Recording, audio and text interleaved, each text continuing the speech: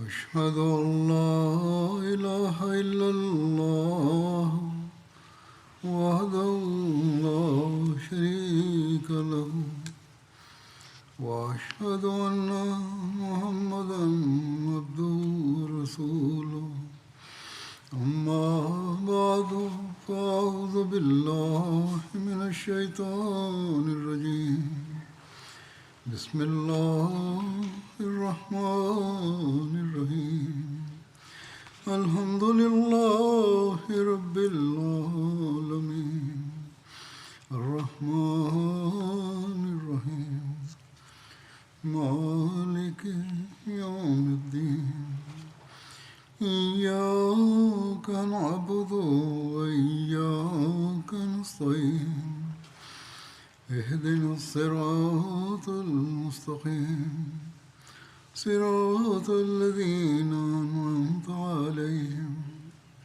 غير المغضوب عليهم ولا الضالين.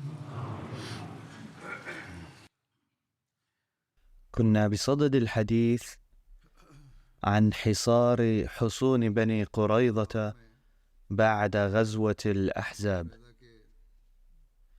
وذلك لمعاقبتهم على إضرارهم بالمسلمين ونقضهم العهد.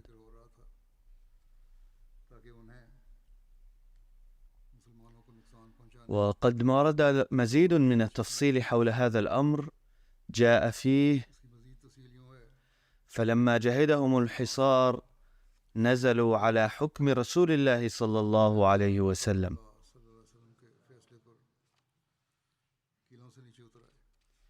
واختلفت الروايات حول مدة حصار بني قريظة، فبعضها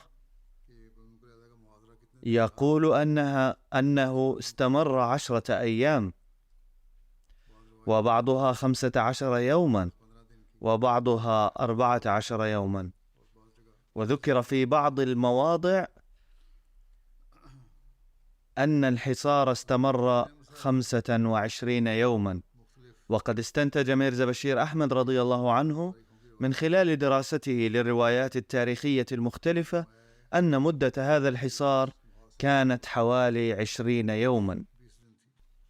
أما فيما يتعلق بتعيين سعد بن معاذ حكما في هذا القرار فتفصيل ذلك كما يلي: أمر رسول الله صلى الله عليه وسلم بأسراهم فكتفوا رباطا، وجعل على كتافهم محمد بن مسلمة، ونحوا ناحية، وأخرجت النساء والذرية من الحصون فكانوا ناحية، واستعمل عليهم عبد الله بن سلام،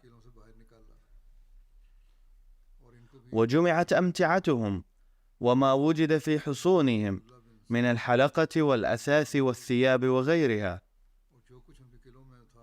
ووجدوا فيها 1500 سيف و300 درع و2000 رمح و1500 ترس وحجفة وأثاثا كثيرا وآنية كثيرة وخمرا وجرارا وسكرا، فأهريق ذلك كله. ووجد من الجمال ومن الماشية شيئا كثيرا فجمع هذا كله. تواثب زعماء الأوس إلى رسول الله صلى الله عليه وسلم فقالوا: يا رسول الله، بنو قريظة حلفاؤنا، وقد ندم حلفاؤنا على ما كان من نقضهم العهد، فهبهم لنا. ورسول الله صلى الله عليه وسلم ساكت لا يتكلم حتى أكثروا عليه وألحوا.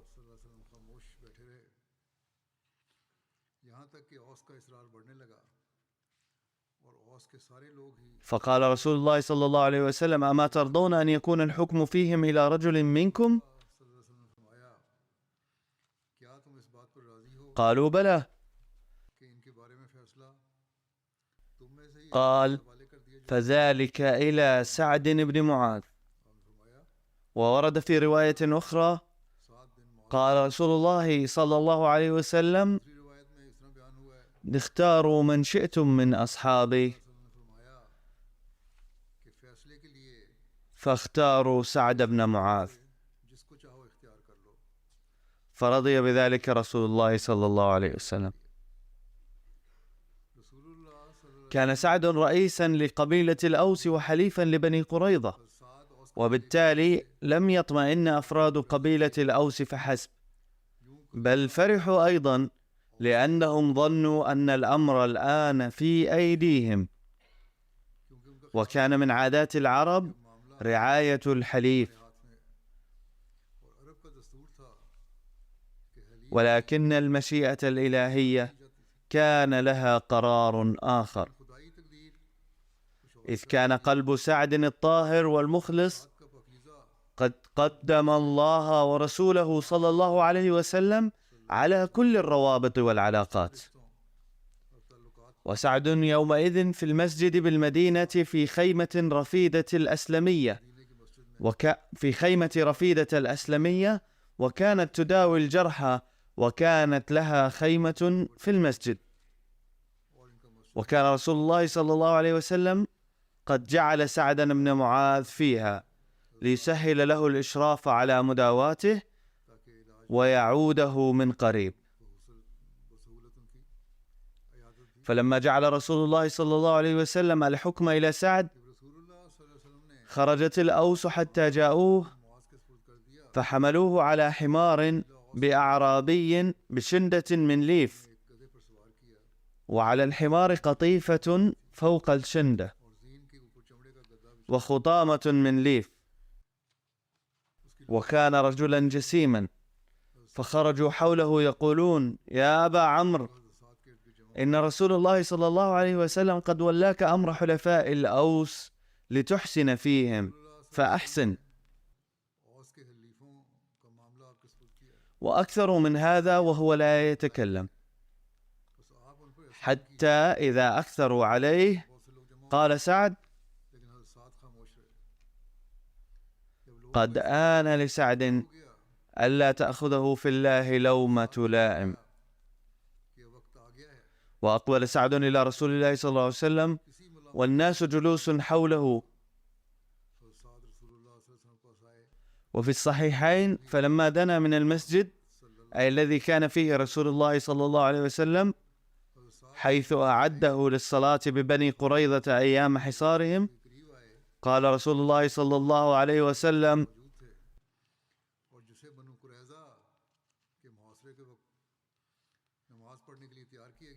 قال صلى الله عليه وسلم: قوموا إلى سيدكم. وكان رجال من بني عبد الأشهل يقولون: قمنا له على أرجلنا صفين، يحييه كل رجل منا، حتى انتهى إلى رسول الله صلى الله عليه وسلم.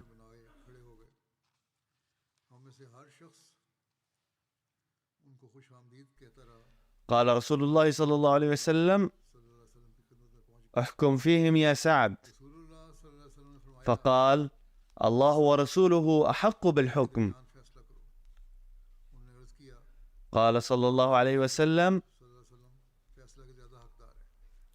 قد أمرك الله أن تحكم فيهم. وقالت الأوس: يا أبا عمرو، إن رسول الله صلى الله عليه وسلم قد ولاك الحكم في أمر مواليك،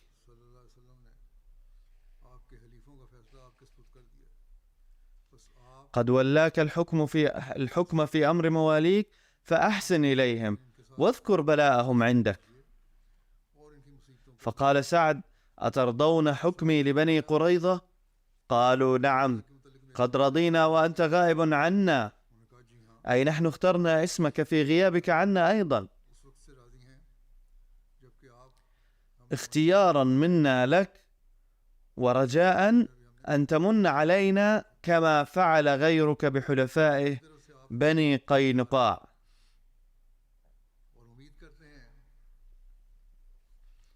ولقد آثرناك، ونحن أحوج ما كنا اليوم إلى مجازاتك. قال سيدنا سعد: سأبذل قصارى جهدي. فسألوه: ماذا تقصد بقولك أي سأبذل قصارى جهدي؟ فقال سعد: أستحلفكم بالله، هل سيكون حكمي حصرا نافذا؟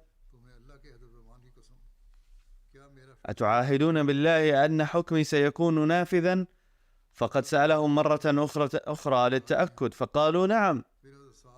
ثم التفت سعد إلى حيث كان رسول الله صلى الله عليه وسلم، ولكنه لم يخاطبه مباشرة لهيبته وجلاله، بل قال مشيرا إلى حضرته صلى الله عليه وسلم: وهل يتعهد بذلك الجالسون هنا أيضا؟ فقال رسول الله صلى الله عليه وسلم والآخرون: نعم.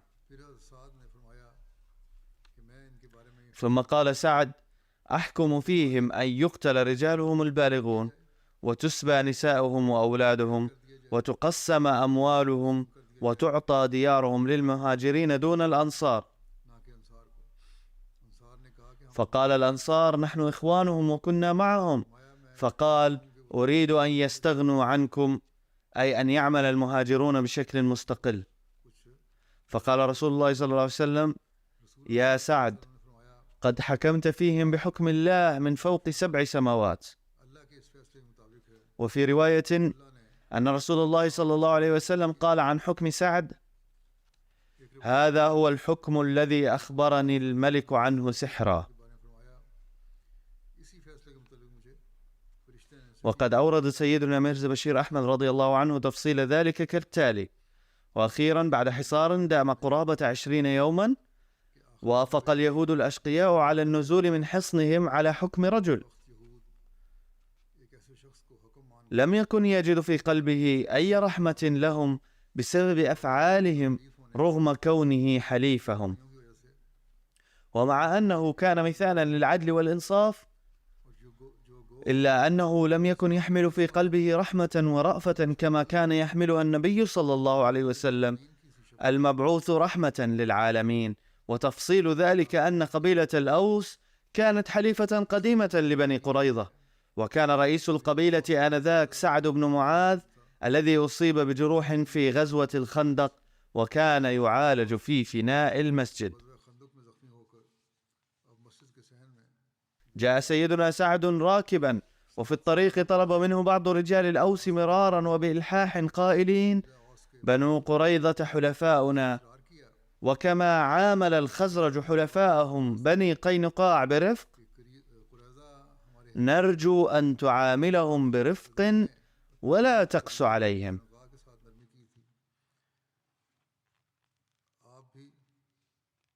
ظل سيدنا سعد يستمع إلى كلامهم صامتا، وحين زاد إلحاحهم قال سعد: هذا وقت لا يمكن لسعد فيه أن يخشى في الحق لومة لائم. فسكت القوم عند سماع هذا الرد.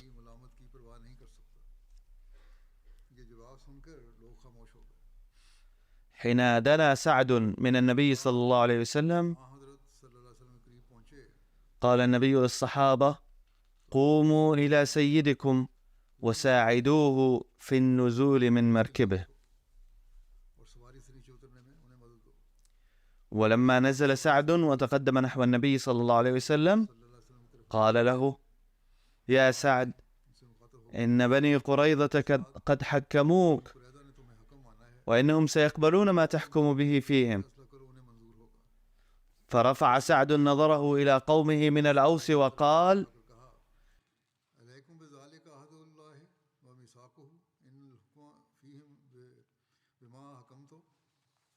عليكم بذلك عهد الله وميثاقه، أن الحكم فيهم بما حكمت، أي هل تتعهدون أمام الله أنكم ستلتزمون بالحكم الذي سأصدره في بني قريظة؟ فقالوا: نعم نتعهد. ثم أشار سعد إلى حيث يجلس النبي صلى الله عليه وسلم وقال: وعلى من ها هنا؟ أي وهل يتعهد أيضا من يجلس هنا بأنه سيلتزم بحكمي؟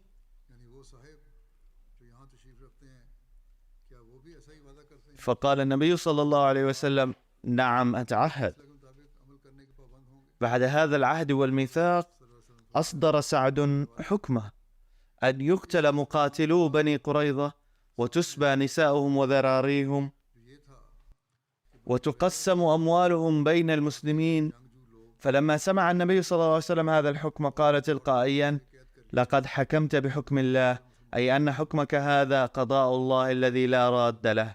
وكان يقصد من كلامه هذا أن الحكم عن بني قريظة قد صدر في ظروف يبدو فيها فعل الله جليا، ولذا لا تقدر عاطفة رحمته على منعه، وكان صوابا تماما، لأن طلب بني قريظة أبا لبابة للتشاور وصدور كلمة من لسانه لا أصل لها، وإنكار بني قريظة الخضوع لحكم النبي صلى الله عليه وسلم، وتحاكمهم إلى سعد بن معاذ سيد الأوس ظنا منهم بأنه يراعيهم لكون الأوس حلفائهم، ثم تمسك سيدنا سعد بالحق والعدل بحيث محى من قلبه تماما التفكير في التحالف،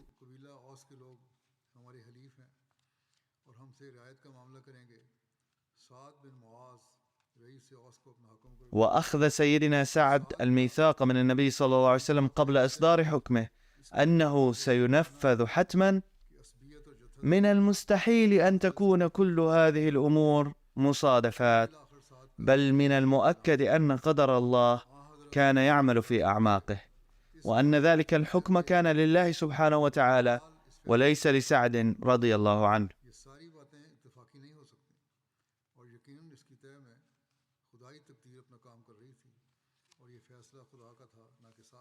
قد ورد أكثر عن تنفيذ حكم سعد بن معاذ أن رسول الله صلى الله عليه وسلم قعد بعد حكم سعد إلى المدينة يوم الخميس 9 من ذي الحجة،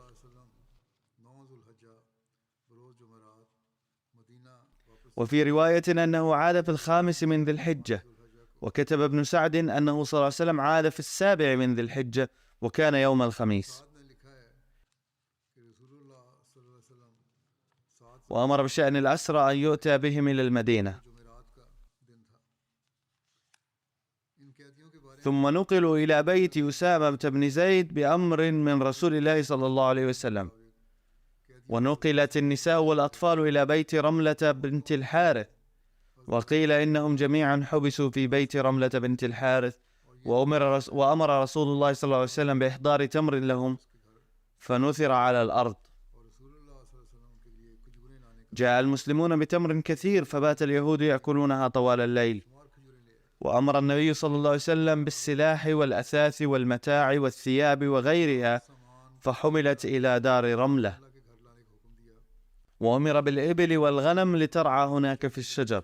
وقال حضرة ميرزا بشير أحمد بهذا الصدد: يبدو أنه بسبب خيانة بني قريظة وغدرهم وتمردهم وفتنتهم وفسادهم وسفكهم الدماء كانت المحكمة الإلهية قد قررت سلفا بالقضاء على مقاتليهم عن بكرة أبيهم، حيث يتجلى من الدافع الغيبي الذي دفع النبي صلى الله عليه وسلم للقيام بهذه الغزوة أيضا أن هذا كان قدرا إلهيا، ولكن الله تعالى لم يشأ صدور هذا القدر على يد رسوله، ولذلك أبقى الله رسوله صلى الله عليه وسلم بعيدا تماما بتصرفاته الغيبية العديدة، وجعل الإعلان عن هذا القدر يتم على يد سعد بن معاذ، كما جعل هذا القرار يصدر على نحو لم يعد بعده النبي صلى الله عليه وسلم قادرا على التدخل فيه على الإطلاق، إذ كان صلى الله عليه وسلم قد تعاهد على التزامه بحكم سعد بن معاذ مهما كان. هناك معترضون من الأغيار الذين يطعنون في نبينا صلى الله عليه وسلم، ويقومون بتسميم عقول شبابنا أيضا أحيانا بقولهم إنه صلى الله عليه وسلم قد ظلم بني قريظة ظلما عظيما. والرد على هذا الاعتراض واضح جدا، وهو أن هذا الحكم ضد يهود بني قريظة لم يصدره النبي صلى الله عليه وسلم، بل إن هؤلاء أنفسهم احتكموا إلى سعد الذي كان حليفا لهم، والذي كان قد أخذ من النبي صلى الله عليه وسلم موثقا بالعمل بحكمه مهما كان. على كل حال، لما كان تأثير هذا الحكم لم يكن ليقع على شخص النبي صلى الله عليه وسلم فحسب، بل على المسلمين كلهم، فلم يرى رسول الله صلى الله عليه وسلم أن من حقه أن يبدل هذا الحكم من عنده مهما كان يريد العفو والرحمة بهم. هذا هو التصرف الإلهي الذي تأثير قوته جعل النبي صلى الله عليه وسلم يقول عفويا: قد حكمت بحكم الله يا سعد، أي إن حكمك هذا يبدو قدرا إلهيا ما كان لأحد أن يغيره. بعد هذا الكلام نهض رسول الله صلى الله عليه وسلم بصمت وتوجه نحو المدينة، وقلبه يتألم من فكرة أن قوما كان يرغب كثيرا في إيمانهم أصبحوا محرومين من الإيمان وصاروا هدفا لغضب الله وعذابه لسوء أعمالهم. وربما في هذه المناسبة قال النبي صلى الله عليه وسلم هذه الكلمات المفعمة بالحسرة: لو آمن بي 10 من اليهود لآمنت بي اليهود، أي لو آمن بي 10 من اليهود من ذوي النفوذ لكان هناك أمل كبير من الله أن تصدقني هذه الأمة كلها، وبالتالي تنجو من عذاب الله. نهض النبي صلى الله عليه وسلم من هناك وأمر بفصل رجال بني قريظة من نسائهم وأبنائهم، واقتيدوا منفصلين إلى المدينة، وأسكنوا في المدينة في مكانين منفصلين. ثم بأمر من النبي صلى الله عليه وسلم قام الصحابة الذين ربما كان العديد منهم جائعين أنفسهم بتوفير كميات كبيرة من الفاكهة لبني قريظة، وقد ورد أن اليهود ظلوا طوال الليل مشغولين بتناول تلك الفاكهة. فلما أصبح رسول الله صلى الله عليه وسلم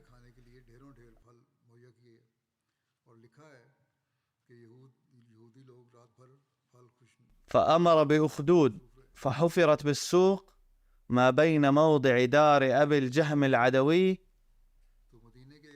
إلى الحجاز الزيت. ثم جاء رسول الله صلى الله عليه وسلم معه بعض صحابته، فبعث إلى رجال بني قريظة فضربت أعناقهم في تلك الخنادق، يخرج بهم إليه أرسالا أي جماعات. وقد قال بعض منهم لكعب بن أسد وهم يذهب بهم إلى رسول الله صلى الله عليه وسلم: يا كعب، ما تراه يصنع بنا، أي محمد رسول الله صلى الله عليه وسلم؟ قال: ما يسوءكم ويلكم، أفي كل موطن لا تعقلون؟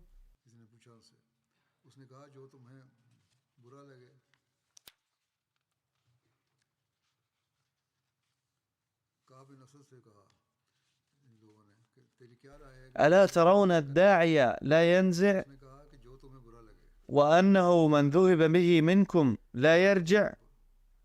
هو والله السيف،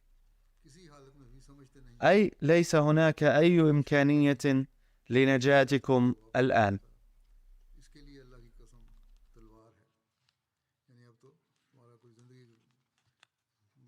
قد دعوتكم إلى غير هذا فأبيتم عليه. فقالوا لكعب: هذا ليس وقت الغضب، ولو استجبنا لك لما نقضنا العهد الذي كان بيننا وبين محمد رسول الله صلى الله عليه وسلم.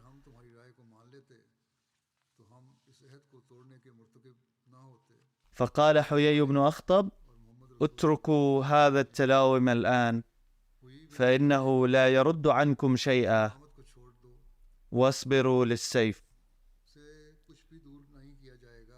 وكان علي بن أبي طالب والزبير بن العوام رضي الله عنهما من وكل إليهم قتل هؤلاء اليهود. وفي رواية أن هؤلاء اليهود وزعوا على جماعات شتت من الصحابة ليقتلوهم. فصل حضرة ميرزا بشير أحمد هذا الأمر كالآتي: كانت صبيحة اليوم التالي موعد تنفيذ حكم سعد بن معاذ رضي الله عنه، فعين النبي صلى الله عليه وسلم عددا من الرجال الأكفاء لتنفيذ المهمة، وجلس في مكان قريب هنالك، وذلك أنه لو بدأ أمر يتطلب توجيها منه خلال تنفيذ الحكم أمر صحابته بفعل اللازم بدون تأخير. وأيضا لو التمس شخص من النبي صلى الله عليه وسلم أن يعامل بعض المجرمين بالرحم أصدر الحكم فورا في ذلك. فمما لا شك فيه أن حكم سعد لم يكن يمكن استئنافه أمام النبي صلى الله عليه وسلم بشكل قضائي، إلا أنه صلى الله عليه وسلم بصفته ملكا أو رئيسا للدولة كان يستطيع بكل تأكيد أن يستمع إلى التماس الرحمة بشأن أي فرد لسبب خاص. وقد أمر النبي صلى الله عليه وسلم بمقتضى الرحمة بأن يقتل المجرمون واحدا تلو الآخر على انفراد، أي أن لا يكون المجرمون الآخرون حاضرين أثناء قتل واحد منهم. وهكذا جاء بالمجرمين واحدا على انفراد وقتلوا وفقا لحكم سعد بن معاذ. وعندما كان حيي بن الأخطب زعيم بني النضير يقاد إلى الإعدام، قال للنبي صلى الله عليه وسلم: يا محمد، ما لمت نفسي على عداوتك، ولكن الحقيقة أن من يخذل الله يخذل، ولا بأس بقدر الله، قدر وكتاب.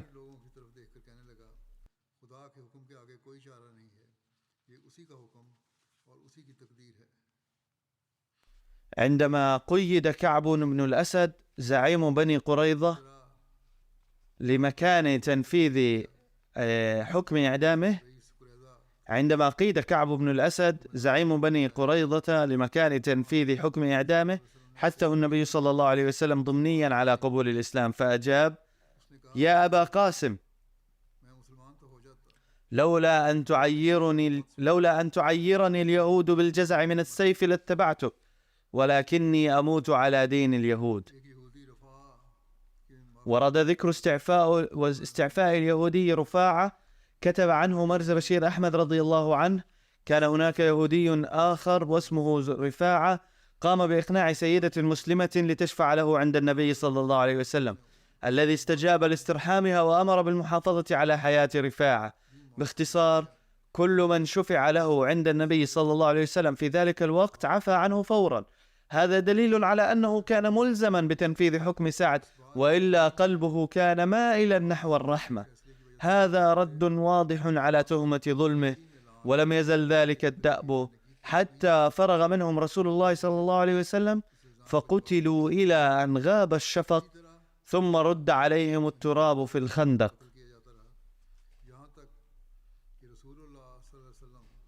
وكل ذلك بعين سعد بن معاذ، فاستجاب الله دعوته وأقرر عينه رضي الله عنه.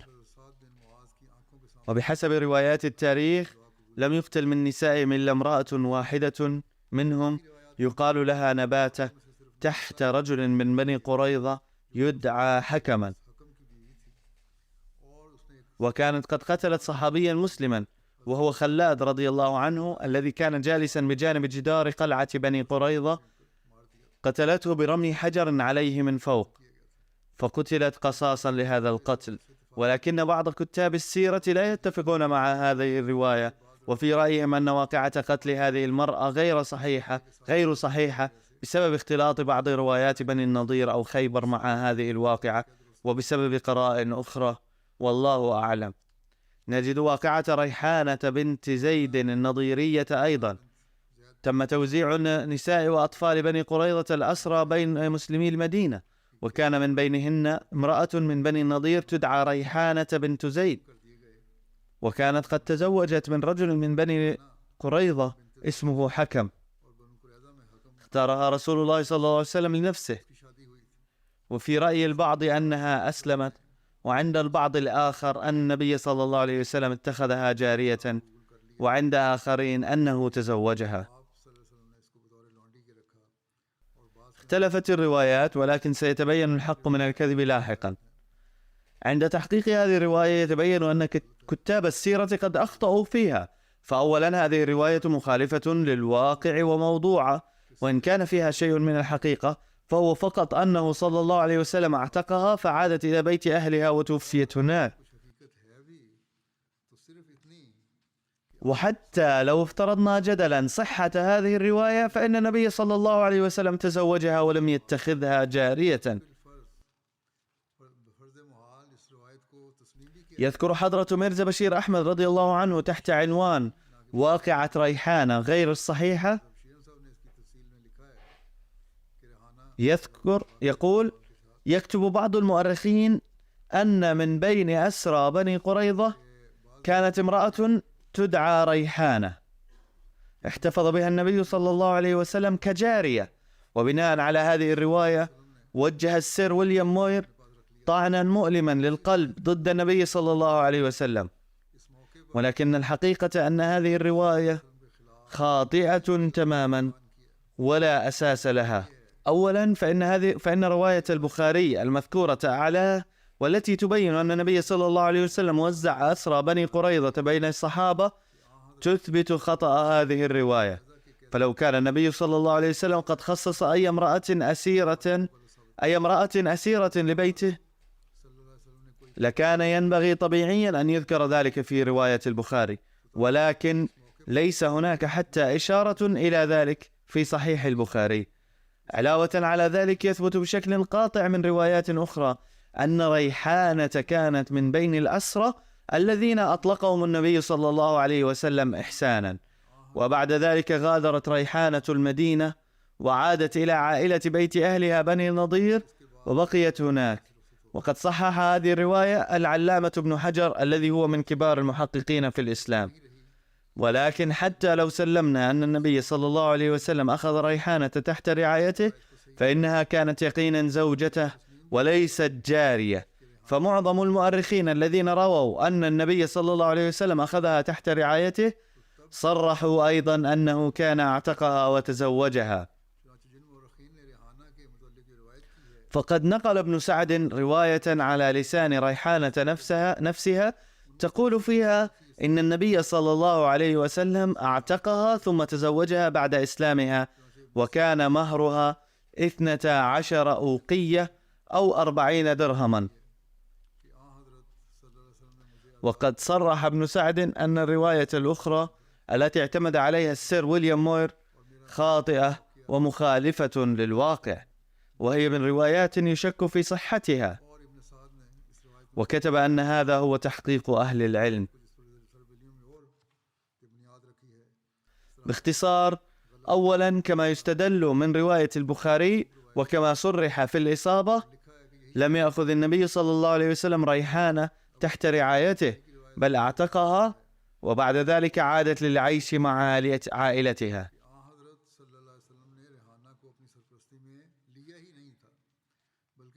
ثانيا، لو قبلنا الرواية القائلة بأن النبي صلى الله عليه وسلم أخذها تحت رعايته فإنه صلى الله عليه وسلم اعتقها وتزوجها ولم يتخذها جارية،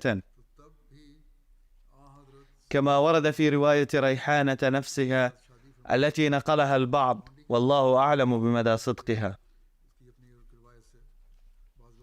بالإضافة إلى ذلك ينبغي أن نتذكر أن هناك اختلافا كبيرا في الروايات حول اسم ريحانة ونسبها وقبيلتها، لدرجة أن الشك في وجودها نفسه قد لا يعد غير معقول، خاصة عندما نضع في الحسبان أنها تذكر كزوجة لشخص أكثر شخصية تاريخية حتما في العالم، والله أعلم.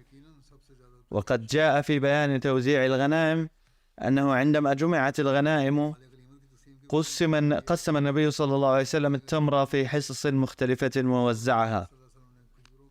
كان في هذه الغزوة 36 فرسا، وجعل للفرس نصيبان وللفارس نصيب وللراجل نصيب كذلك، وأسر في الغزوة 1000 من النساء والأطفال. قبل توزيع الغنائم أخرج رسول الله صلى الله عليه وسلم الخمس، قسم الأسرى إلى 5 فئات واحتفظ بالخمس. اعتق صلى الله عليه وسلم بعضا منهم ووهب بعضا آخرين وجعل منهم خداما.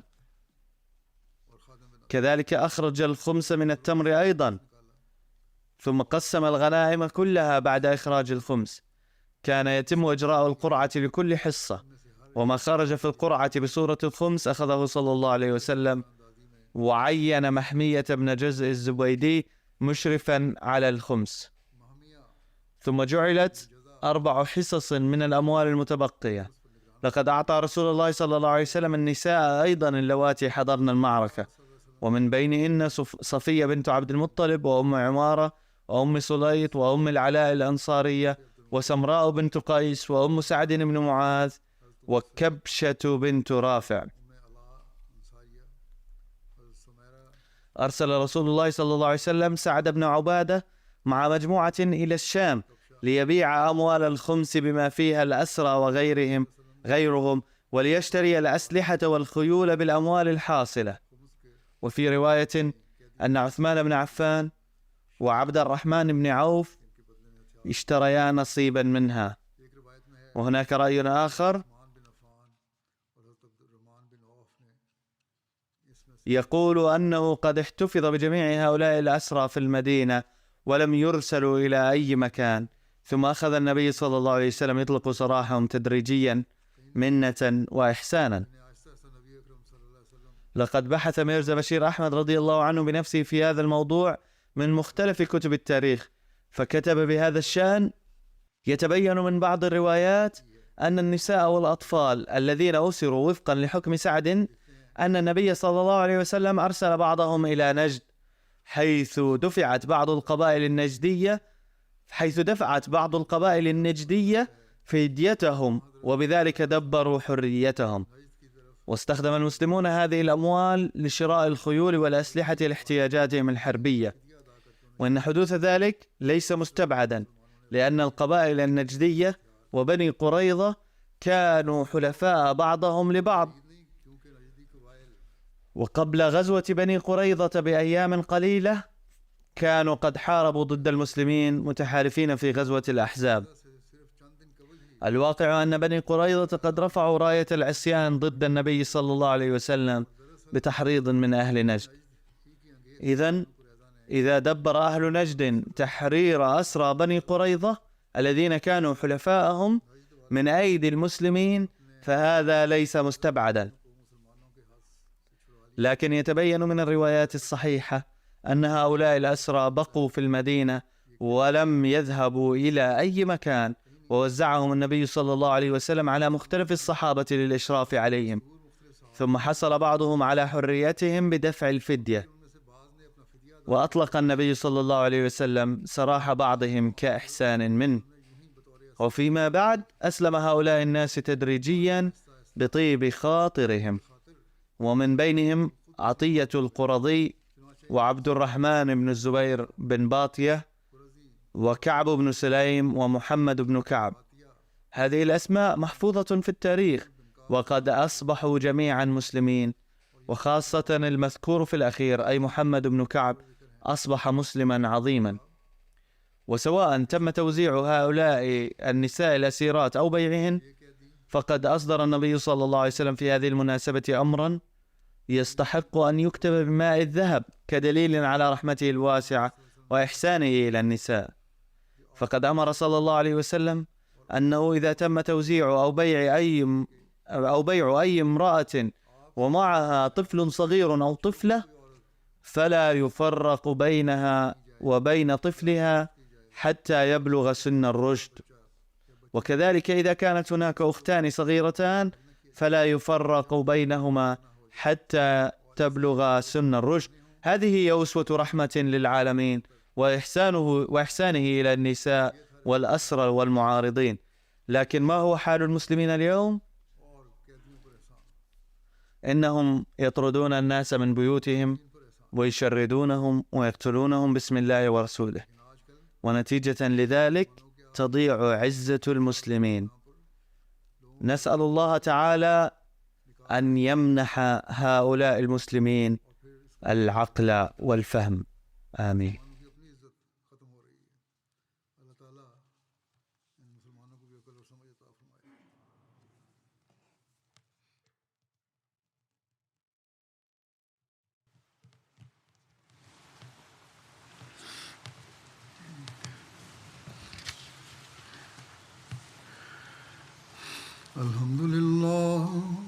الحمد لله نحمده ونستعينه ونستغفره ونؤمن به ونتوكل عليه ونعوذ بالله من شرور أنفسنا ومن سيئات أعمالنا من يهده الله فلا مضل له ومن يضلل فلا هادي له ونشهد أن لا إله إلا الله ونشهد أن محمدا عبده ورسوله عباد الله رحمكم الله إن الله يأمر بالعدل والإحسان وإيتاء ذي القربى وينهى عن الفحشاء والمنكر والبغي يعظكم لعلكم تذكرون واذكروا الله يذكركم وادعوه يستجب لكم ولذكر الله أكبر